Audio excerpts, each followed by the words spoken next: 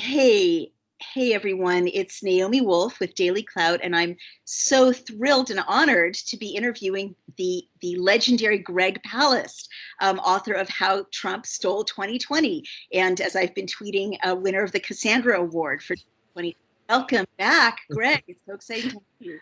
Well, remember, how Trump stole 2020 was a warning, not a prediction. And listen, it came really damn close. Don't forget, we have just about 71 million Americans who voted for Agent Orange. Well, but the truth is, if that would have been enough to reelect him, fine. I'm happy with democracy. But here's what I'm not happy with is letting racist voter trickery. We use the polite term vote suppression to describe what is still happening, what happened on a mass basis in this election, and it's absolutely not being discussed. I take that back. I'll be very blunt. It's not being discussed in the white media. It's certainly being discussed by the victims in the black community and in black media. So let me. Sorry, Greg. Go ahead. Okay. So one thing that I'm very concerned about now is Georgia. That's what's on my mind. Now, understand, I've been investigating in Georgia for 7 years because ever since in 2014, Martin Luther King III, I was at his home, and he said, Greg, Georgia's a blue state if they'd let us vote. And that's what we're finding out now. Now, you may say, whoa, everyone seems to be knocked over that Biden won Georgia. I'm not knocked over. What shocked me is that we had to wait till we're still waiting for the official call. Right. And it will go to a so-called recount, whatever the hell that is. I'm very concerned about that, by the way. But though, of course, it won't be enough to save the Donald from the public's wrath. But I'm very, very concerned. We are now heading into a double runoff for Senate seats. And this is number one. So my work is only beginning. The 7 years of work in Georgia is now hitting its climactic phase. The real election is going on January 5, when both seats, Senate seats, will be up for grabs in Georgia. One, the Reverend Raphael Warnock is running. He's the pastor who took Martin Luther King's place at the Ebenezer Baptist Church, and which would be a hell of a change in leadership. Right now, you have the grifter Kelly Loeffler, and as senator. And I don't, just because she's a Republican, that's not why I'm calling her grifter. You have to understand, she got an early confidential briefing on the coronavirus in the Senate, and as a senator in the Intelligence Committee, and she took the intelligence. She was briefed that the coronavirus is going to crash the stock market, crash the economy. So rather than run out and say, wow, we better protect ourselves, she ran out and called her stockbroker and dumped all her stock. And so she cashed in on the inside information of being a senator. And you have to understand, this woman is already filthy rich. And by the way, when I say filthy rich, I mean that very specifically. No, she's not a porn star because, hey, I don't call that filthy. It's a form of love. It's much filthier than that. She is on the board of Georgia Power. Georgia Power is part of Southern Company. Southern Company is the number one polluting corporation in the United States. They're the last giant power company, still burn coal all through the South. And they got to keep it that way. So she was on the board of Georgia Power, and that's why she was put on, was given this. She was actually appointed to the Senate by a scamp named Brian Kemp, the pretender to the Georgia governorship throne. We can go through that. So I'd want to tell you about Kelly. Now, those of you who've read my book, and I know you have, How Trump Stole 2020, it has a lot of other information, like how Brian Kemp, who is the governor of Georgia, stole that race. But very important, how did he get there? And while I talk about vote suppression, we use that term. Again, I hate vote suppression, because when someone steals your car, Naomi, you don't yell, my car's been suppressed. Right. My car's been suppressed. No. Yeah. So, but the thing is, you need money. Stealing elections ain't cheap business. And behind Brian Kemp were two organizations, two GP organizations, not Greg Palast, but Georgia Power, which was the big money. Why? Because Stacey Abrams, who is running for governor against Brian Kemp and won, if you would have let everyone vote and counted all the votes, Stacey Abrams wanted to shut down the last nuclear plant project in America, a monster called Plant Vogtle. Oh, wow. And it's going to cost, if it does get complete, it's going to cost about $20 billion. 20 billion. For this, basically, and it's a white elephant, but it won't ever be completed. They're just throwing billions into a hole. The builders of the plant have except for Georgia Power, from it, saying it's just a bankruptcy, and it's a hole in the ground filled with bankruptcy. Oh my God. But what they want to do, what the promise of Brian Kemp was, is he would bail them out with public money. This would literally cost every family in Georgia a couple $1,000s. Oh my God. And Stacey Abrams wouldn't take the hit for the nuclear industry and for Georgia Power. She said, I won't do it. And that's one. And so Kemp had to pay off Georgia Power for its help. So they put on Kelly Loeffler. she's very rich, raised a lot of money for the Kemp. And that's how she got in. Even, the White House, by the way, just so you know, actually objected to they said she can't get reelected. She's a fool and she's not electable. But Brian Kemp owed Georgia Power. Gotcha. So that's behind it. Follow the money, because people say, where'd this crazy lady come from? And so now she'll be facing the Reverend Warnock of the Ebenezer Baptist. And it's a special election. That's why you have the unusual situation of two elections, and both in runoff. Now, the other race is John Ossoff. Interestingly, he and I kind of had the same job, both producers, news producers for BBC and Al Jazeera. And was an unusual guy to be running for Senate in Georgia, but here he is, and he won. He won walking away, but they stole enough votes that they're forcing him to a runoff. And what do I mean that they're stealing votes? I know I'm just talking blathering, but for just a moment before you get to that. Yes. Sorry to interrupt. Many people watching this may not have seen your last interview, in which you explained, and of course in your book and your articles, you explained tell us first what happened in Georgia that you predicted, the theft of hundreds of thousands of votes. Just summarize that briefly before you go on. Oh, sure. Okay. So back in 2018, when Stacey Abrams was running for governor, I'd already been investigating in Georgia for 5 years for Al Jazeera and for Rolling Stone magazine. Right.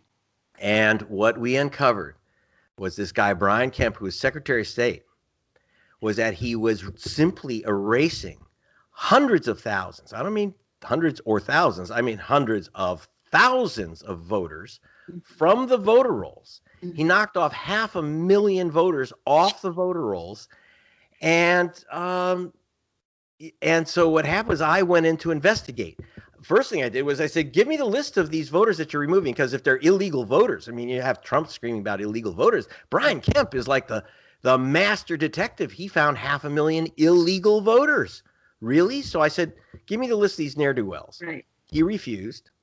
No, I got it out the back door, because you see the hat. I'm a real investigative reporter. I'm a real detective, actually. And I got the list from inside his office, and it was names like Jose Garcia and James Brown, and looking through the list, and it's like just common names of people of color. Now, why were they being removed? They were using two different reasons. But one of them, and it's important now, is that they said people left the state, so they shouldn't be allowed to vote, or they left Atlanta. You can't vote. Look, Naomi, you can't vote in Atlanta if you don't live in Atlanta. But were all these hundreds of thousands of people ready to vote illegally from California? They're going to vote in Atlanta. So what I did we checked the list. That is, we literally hired the post office, which you can do. They have a licensed contractor. We hired that licensed contractor. We hired the experts who know where you live from eBay and Amazon and Google. They know exactly what you're doing last Tuesday at 2 p.m. And I won't look, don't worry, and I won't tell. But we know. And what we found is that, are you ready? 340,134 people on that list had never moved from their registration address. My God. It was huge, 1/3 voters. See, one of the problems of vote theft done today, because it's done with computers. And, people worry about computers taking away your vote when you're in the voting booth. They're going to flip you from, Biden to Trump or something. No, the big steal is that they wipe out voter rolls with the flick of a switch, hundreds of thousands of voters. We spoke about this. It's really important for people to understand that all you have to do is say, find Garcia and, or exactly. And so what they did was, can do it. And then I went down to Atlanta. Mm-hmm.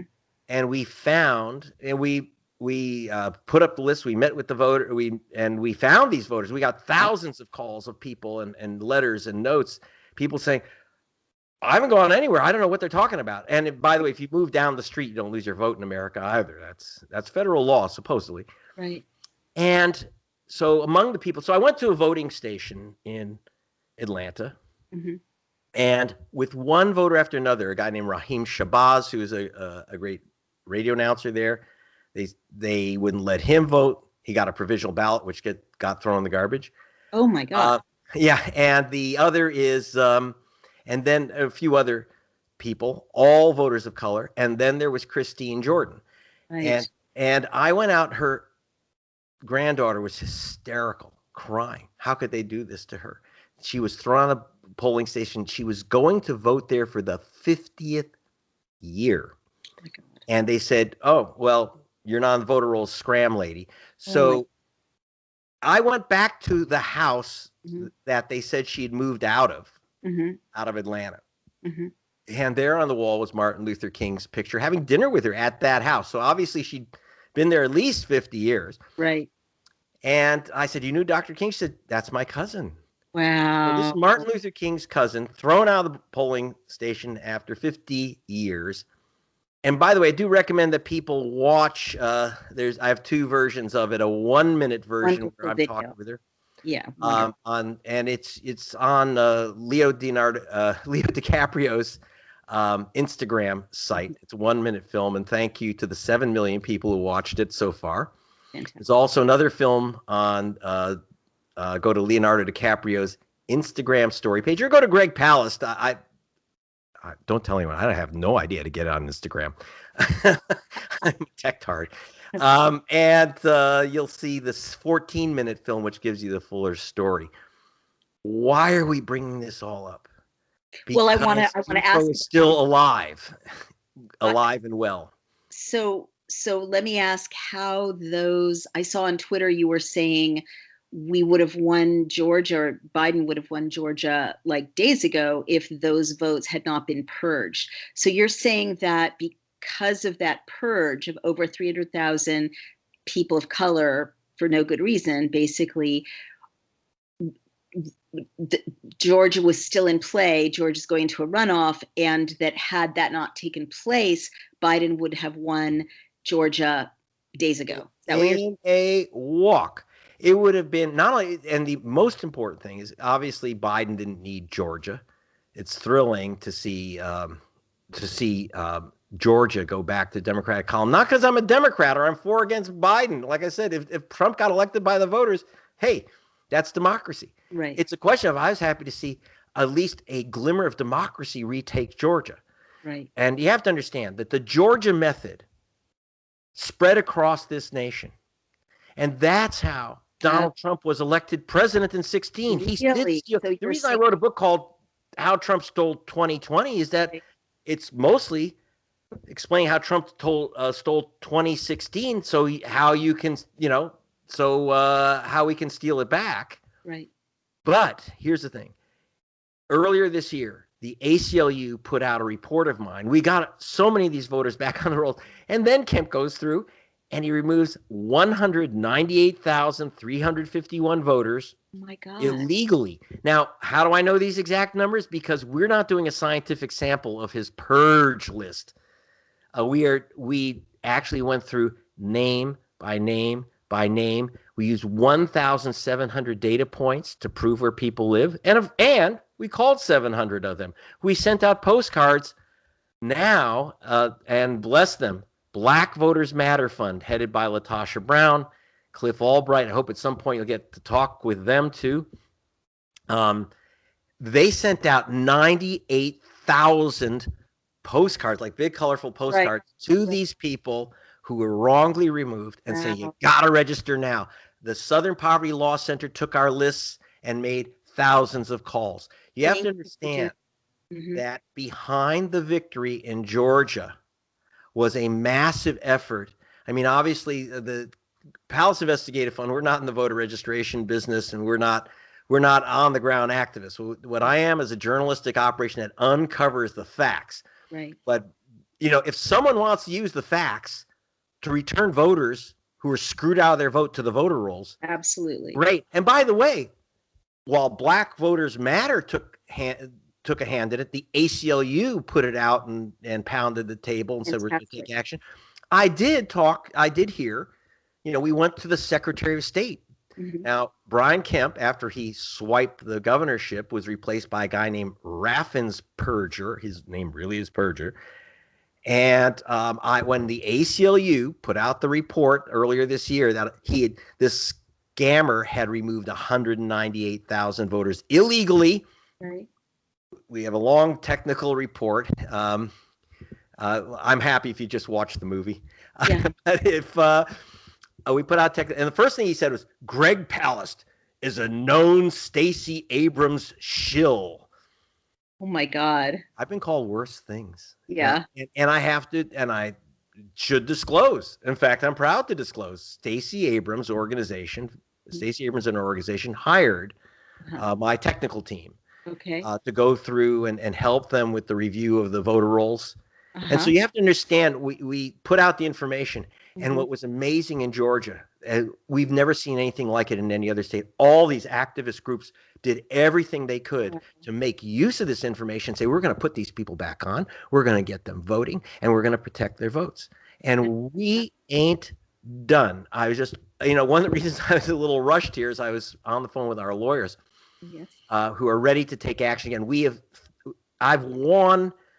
I took this guy. Well, I took Brian Kemp and then his successor to court, and a federal judge ruled that he had to open his files to me. Yeah, you can't be. So. You can't be removed. We don't have secret. We have secret ballots in the United States, right? Not secret elections. Secret elections are for dictatorships. Right. Secret ballots are for democracy, and there's a difference. Okay, Donald. There's a difference now. So we are looking at further action. I sued him to get more documentation from inside his operation, the little sneaky stuff. This is the public's information, right? Secretary. People usually don't understand that voter lists are public records, and they can see if you voted. I mean, anyone can see if they can't see who you voted for. So those documents belong to the public. So thank you for all you're doing. Let's go to the title of your book. You said earlier when we were talking just now that Trump didn't steal 2020, but it was close. I was just sharing before you hopped on the interview that my stomach is in knots for democracy. Again, not a partisan sense, because I don't think this is over. I don't think he's going anywhere. I keep thinking about you and our August interview, because you said it will take days. The count will take days. And I really think you did a service to your country. I really want to call this out in a positive way, because when people are right, no one ever goes back and says, oh, that person was right. But I really think your warnings, and I tried to do what I could to amplify them, helped prepare everyone to not be blindsided. I was a Gore advisor in 2000, and I remember how well the Bush team used disorientation and surprise and not really understand, not being able to calm people down, and just the fact that you said in advance, this is going to take days, it's going to, everyone be patient. I think that really did help. And the fact that you warned that there would be lawyers involved, you said that in August that both sides would have their lawyers involved. And now that's happening. So let me go to the projection. What do you think Trump is going to do? And why are you confident he's not going to concede? And what can he bring to a judge? Like, what evidence does he have that there's been misbehavior? Well, he doesn't need evidence. Oh. And, they've tried in a few places that there's fraud. They just found one woman in Arizona who said someone stole her mail-in ballot and forged her signature and cast her ballot. So we have fraudulent ballots. This is the con game that Trump has been screaming about, the fraudulent mail-in ballots. Donnie Jr. went to Philadelphia and said, "Oh, we don't know where all these mail-in ballots are coming from. They could have come from Mars." Donnie, they don't sell stamps on Mars. It couldn't have come from Mars. They can't mail in the ballot from there. But okay, they got one woman who went to court and said they stole my ballot. So they actually got her ballot. She was shocked at the officials because when you mail in a ballot, mail-in ballots, by the way, are not secret. You do understand. You sign them, and I don't care if there's envelopes inside. It's not secret. So they went and got her ballot, and they said, "Oh, well, here's your ballot, and here it's signed. So who forged the signature?" And we said, "We want to remind you, you're under oath. Right. You go to prison if you give a false answer. Is that your signature, or are you saying that's not your signature?" Right. She refused to say. Wow. So she filed a false report. I wish and I hope that they do handcuff her. This is a very serious, and it is a crime. It is to file a false report. She filed a false report on a felony that could have actually reversed a presidential election. This is no joke. Now, but the thing is, she was just a stooge for their operation. So we don't have these fraudulent votes coming in. That they can't prove. So judges are throwing out these claims about they heard hearsay about fraudulent voters. In Michigan, another judge just said, this is someone told someone who heard a rumor that, and the judge is saying this is called hearsay within hearsay within hearsay. This is legal stuff. It doesn't matter. It's baloney. But here's the danger. And here was the danger, but I think it may be too overwhelming for them to overcome. There's nothing in the Constitution which says you have a right to vote for president. Ask Al Gore. You have no right to vote for anyone in the Constitution. And specifically as to president, I know people think, yeah, I know we don't vote for president. We vote for electors. No, you don't. No, you don't. Read Article 2 of the Constitution. It's not too pretty. It says state legislatures. You know, the guys with the triple knit suits who sell timeshares and stuff? Right. The legislators, those brilliant guys.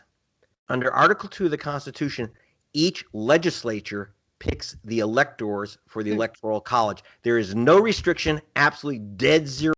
You know from Florida. Yeah.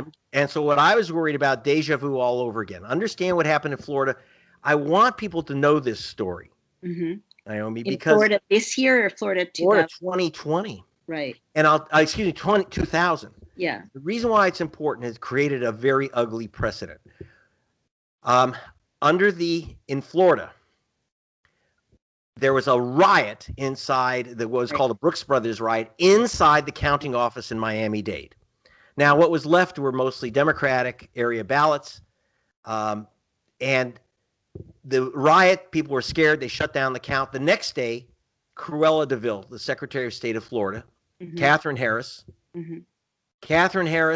who's also, she's running the vote as Secretary of State. This is another, like a Brian Kemp job, running the vote while she's chairwoman of the Bush for President campaign. She says, that's it. Counting must stop.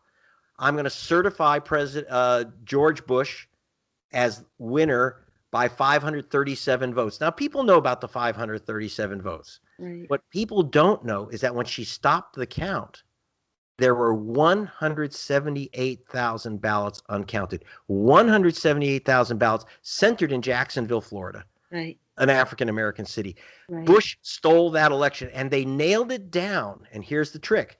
The Florida legislature, most people don't remember this. You probably do. Florida legislature passed a law saying that you had to send the Bush electors' votes to the Electoral College.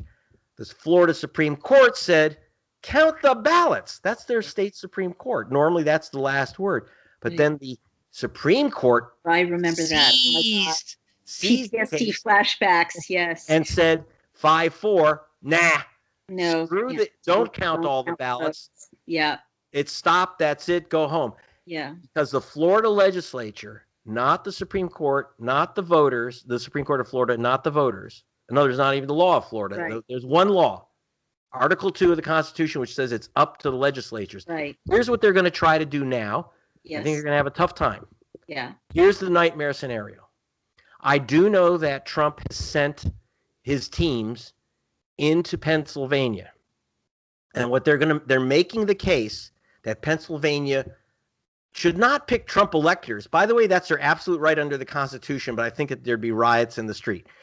What they're going to say is, oh, there's so much fraud. Remember the whole canard that the observers had to be 100 feet away? No, they had to be 10 feet away. And they, because of COVID, by the way. Right. There's a reason. There's a reason. Okay. They're going to say the whole process was a disaster, was flawed. We can't verify where the mailed ballots come in, blah, blah, blah. It's so flawed. They're going to they're asking the legislators, the Republican legislature of Pennsylvania, don't certify the vote. Now, if they can that's their trick. So don't certify anyone. Don't certify Trump. Don't certify Biden. Now, what's behind that? Oh, my God. If they can get a couple more states. Now, remember, Wisconsin, Michigan, right, the Arizona, Georgia, all these states have Republican legislatures, and some of them are really rabid right. My God! And so if you can get a couple legislatures to say there's so much confusion, it's so close, it's so crazy, the process is so flawed that we are going to ignore. We're just not going to certify the vote. Because waiting for what? Why? Well, because they're saying that there's too much fraud under what circumstances. And remember, they get to decide. Right. So if they don't certify the vote, now follow this. This is what they're working on. So, this is not Fantasy Island, unfortunately. Right. If they can get enough of their Republican legislatures to say, look, it's just impossible to figure out who really won, certify no one. Yeah, Biden won't get 270 electoral votes. Now, you'd say, well, but neither does Trump. So what? If neither candidate gets 270 votes, now we move to the 12th Amendment to the Constitution, which I'm sure you just read before the show.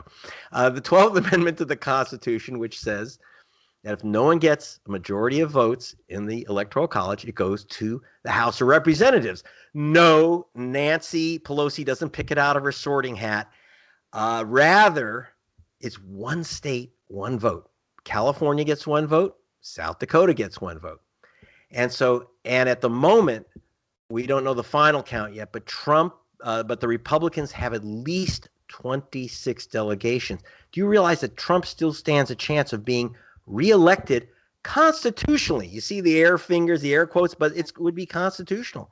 Now, okay, before people go, okay, hang on. I was very worried about that until they would have to convince probably 3 state legislatures to pull this stunt. It's one thing I've now read some of the histories back in Jeb Bush. Remember when George Bush was running, he had someone named Jeb Bush who just by happenstance is the brother of the candidate, and he twisted every arm in the legislature, including he even told people, I think you'll lose your seat, but you have no choice. You're going to have to vote to send my brother's electors' votes to Washington. Right. But they were all kind of saved when the Supreme Court just said, we're not going to bother with the procedure, just Bush is president. But here's the thing. They did establish an ugly, ugly precedent, but it is in the Constitution. Right. It is in the Constitution. So that's the ugly thing. But why do you think it won't happen? It sounds like exactly what Trump would do, and that's what he's trying. If the Constitution provides for it, he'll turn over that rock. Why do you think it won't come to that? He needs, as Jeb Bush found out, he had a lot of knock-kneed Republicans, because don't forget, Al Gore won Florida in 2000, and not by a small amount. Okay. No, when they counted the votes, he was a clear winner. Yeah, if you count the votes. Now, long after, and he was the clear winner of the popular vote in Florida. So Jeb Bush was facing the same resistance. He overcame it and got his votes, but you're going to have Arizona legislators, state legislators who are Republicans who've been around a while, who are going to find that their districts went overwhelmingly for Biden, and they're going to have to go back to their constituents and say, I don't care who you voted for. Oh, God. I just made Trump. I reelected Trump. Yeah. They're not going to. So you've got to be able to squeeze, say, 3 legislatures to pull this off. Won't be so easy. Right. And so I'm not, because it is a heavy political lift. Right. So that's I'm not why so concerned about, but if we're not prepared for this, if we're not ready to resist this, and that was the big thing that was missing in the Bush-Gore fight, was getting, I hate to say it, we weren't out on the streets. We weren't. Yeah, but no disrespect, Gore was not a candidate who was able to flexibly fight and understand that he was no longer in like the gentleman's club that used to exist. Are you saying he's not an alpha dog? Okay, I won't ask you. Sorry, that's not fair. I have to address that anyway. Okay. Yeah. But I will say, so that was one nightmare scenario. There are other constitutional ways around the vote.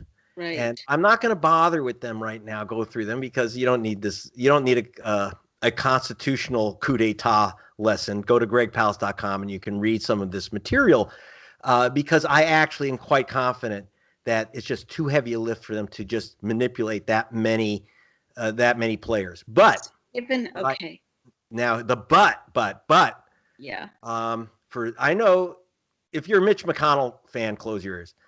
But McConnell's going to steal that Senate, and that's what I'm concerned about. Right now, you're going to have a castrated presidency if Mitch McConnell is running the Senate. And again, I'm not against Republican control of the Senate if the voters choose them. That's not what's happening. And so now what do I mean by that? And now we're back to Georgia. Okay. And the 2 Senate seats up for grabs in Georgia, which will be decided January 5, will determine whether it's Democratic or Republican control of the Senate. And that's everything, my friends. And, and what I'm concerned with is that once again, the GOP control of the voting systems of Georgia, the Jim Crow tactics, could determine the control of the United States Senate. God. And so what are you going to Georgia to do? Yeah. I'm sorry. What are you going to Georgia to do? So despite COVID, and before we went on air, you heard my wife fretting, I'm kind of an at-risk guy. So, but I do have down my assistant, young, healthy assistant producer down there. I'm sending in my great photojournalist, Zach Roberts, and I'll have to join them at some point. But here's what we need to do. Okay. We need to expose the steal and stop a steal and let voters vote. So I told you the ACLU issued my report of 198,000 voters illegally removed from the voter rolls. Now, I've put them up on a website. Every person. Wow. Love it. Well, and thank the DiCaprios too.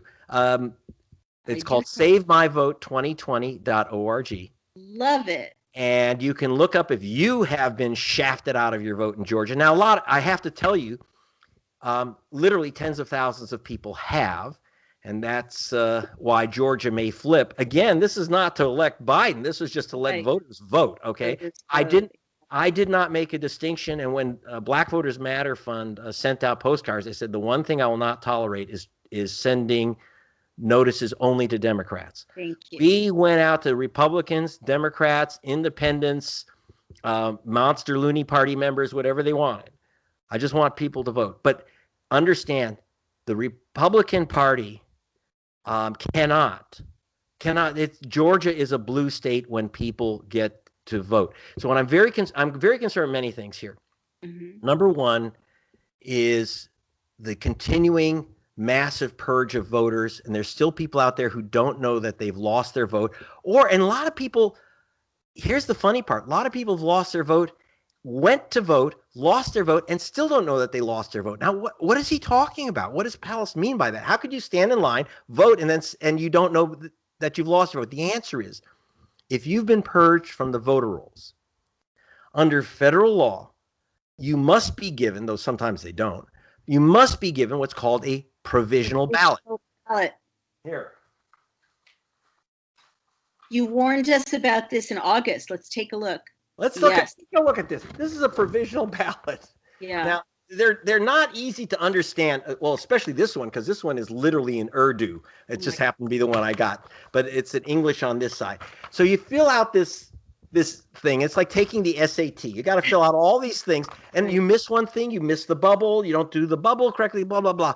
You've disqualified your vote. Oh my God. But even more important, okay, Miss Christine Jordan, the 92-year-old cousin of Martin Luther King, who, after I spoke with her and her cousin in tears, and she was saying, I said, you do have the right. They went back in and got the provisional ballot, but I can tell you right now, that vote didn't count, because here's the weird thing.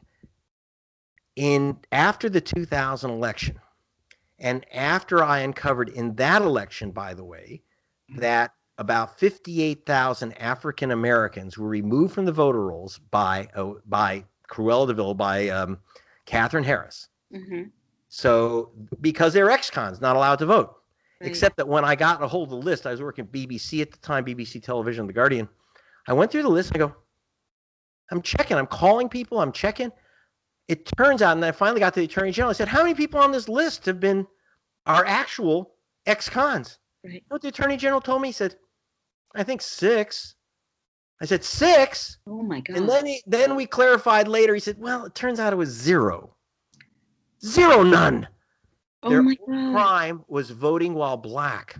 Oh and they lost their right. And so George Bush became president by supposedly 537 votes, excluding 58,000 black people. And by the way, I wasn't guessing about their color because it said BLA next to their names for black. I didn't even know what it meant, by the way. I thought it was blah, blah, blah. I go, why is it blah, blah, blah? What's blah? Why is race even entered into our voting records? Well, believe it or not, this was required by the Voting Rights Act, because it was thought a very good idea to put people's race on the registrations so that the federal government could track whether black people were being excluded from the voter rolls. So they required Georgia, Florida, and 13 other states, and New York City, by the way, to add race on the voter registration form. That's such a tool for people who want to disenfranchise voters. But see, when the Voting Rights Act was passed in 1965, we didn't have computerized voter rolls. Right. Florida was the first state to computerize their voter rolls, and then Catherine Harris and her predecessor actually realized, geez, with a flick of a button, we can come up with a reason to exclude tens of thousands of voters at a clip. And then Brian Kemp showed them how to make it hundreds of thousands of voters. And that game went all through America on this election. That's why we're waiting. Why we're waiting 4 days? I'm going to tell you the 2 reasons. Okay. Number one, are you ready for the number of people that have been purged in the last 2 years? I have to face it. According to the federal government Elections Assistance Commission, and verified by the Brennan Center, 16.7 million people were removed from the voter rolls in the last 2 years. 16.7. So people are going and getting these provisional ballots, which don't get counted. So after the Florida thing, by the way, so we created a law called the Help America Vote Act. This is George Bush's great gift to America. Oh, we'll fix our elections. And it required every state to computerize, and every state was given the right to purge their voter rolls. Right. So basically, Bush took voter protection games and turned it into vote slashing games. And then Brian Kemp of Georgia took it to a new level and was picked up by the GOP nationwide. So you have now, just to give you an idea, I don't know how many provisional ballots were taken in and then rejected. We don't even know. They're not going to even be looked at in some states until Tuesday. Right. In 2016, if you want to know what happened to Hillary Clinton, for example, 2.4 million people were shunted to this placebo bogus ballot. Right. Now, not all were thrown out, just short of 1 million. 925,000 ballots were thrown in the garbage. 925,000 ballots. Now, I got to tell you something, Naomi.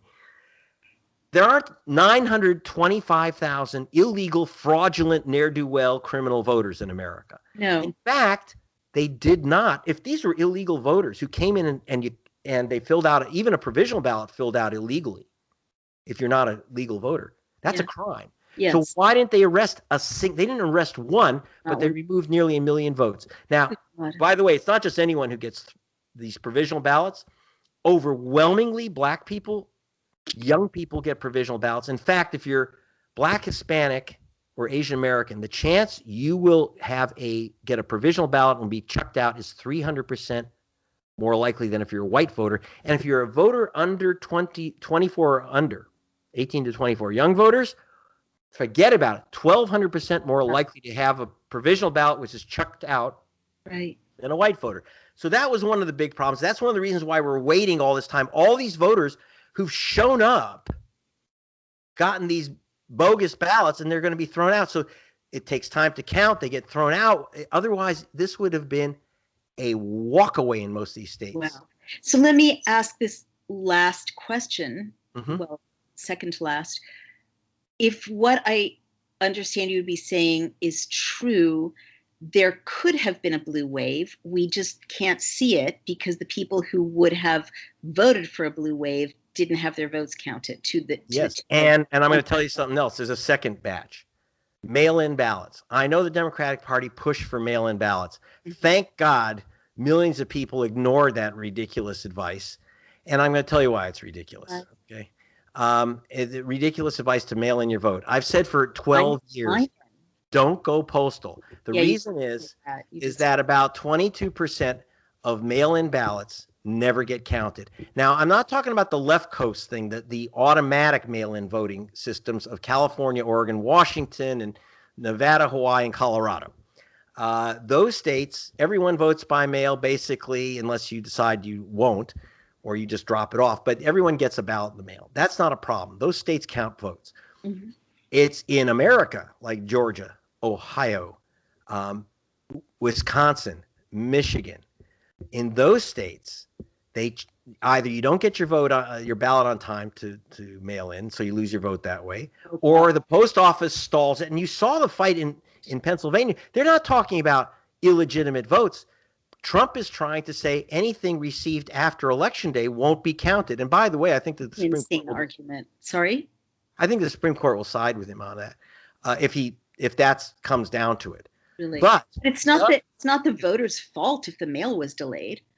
Especially if you sabotage the post office, I'd say, yeah, you shouldn't lose your vote because Agent Orange put in a saboteur into the post office and held up the mails. But they may not count your vote. But the other is, it's really, really easy to have your vote disqualified, that is spoiled, because it's not properly filled out as a mail-in ballot. We lost 100,000 votes in 2016 to postage due, 141,000 votes lost to missing signature or wrong signature. Someone challenged your signature. Now, we don't have 141,000 people committing forgery in America. If you did, why didn't you arrest one? This time, I'm telling you, when we're done with this, it's going to take maybe 2 years to get the actual results of this election. 2 years. We don't find them out right away.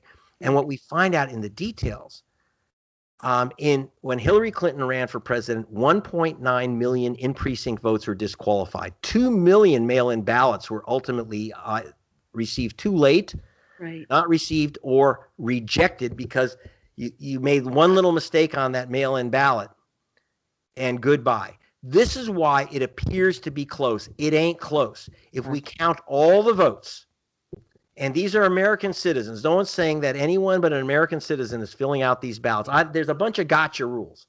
Right. But, I got to tell you, I work all over the world and watch elections and report on elections around the world. And my wife gets to vote in 2 countries, not America, Switzerland and England. And no one challenges someone's vote. No one ever fights us. Don't count those ballots. Right. There's no such thing. You open them in public, you count the ballots. The idea in America, we found it okay to say, oh, you used a red pen? Out of here. Posted out of here. Oh, you added a middle initial to your signature? Forget it, in the garbage. Yeah. And it's not small, it's millions. I understand. And it's aimed at voters of color. Yeah. And so one thing we're trying to do for Georgia for this January 5th election is make sure that people understand if they can vote early and they can vote in person, do that. Okay. If you have to fill out a ballot, walk it in so that you don't leave it up to Donald Trump's post office to get your ballot in. And we're trying to tell people you have to be super careful when you fill out those ballots.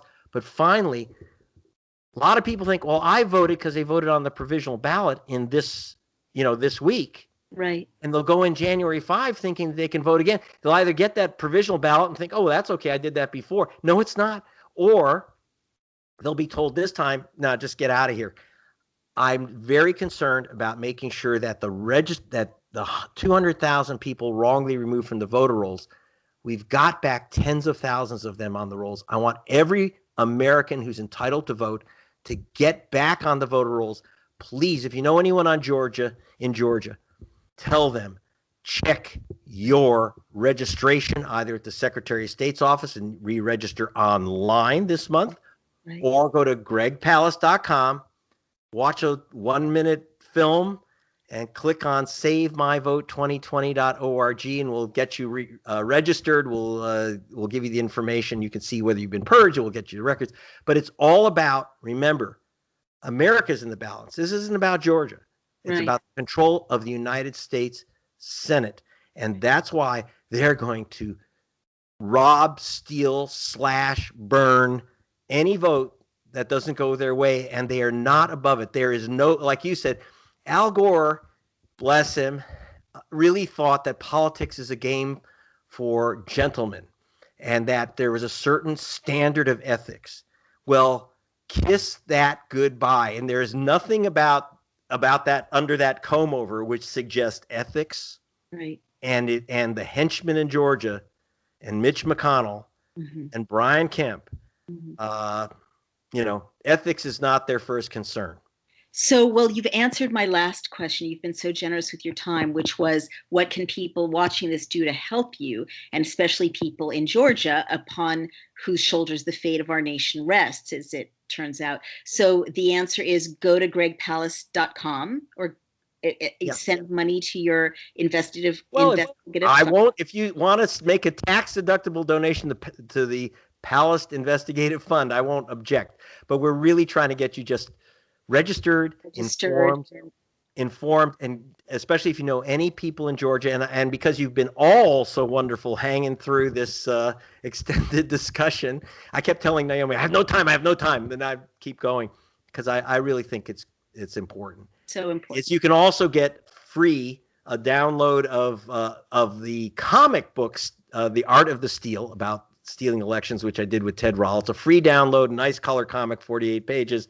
Or a free download of the audiobook or ebook of How Trump Stole 2020.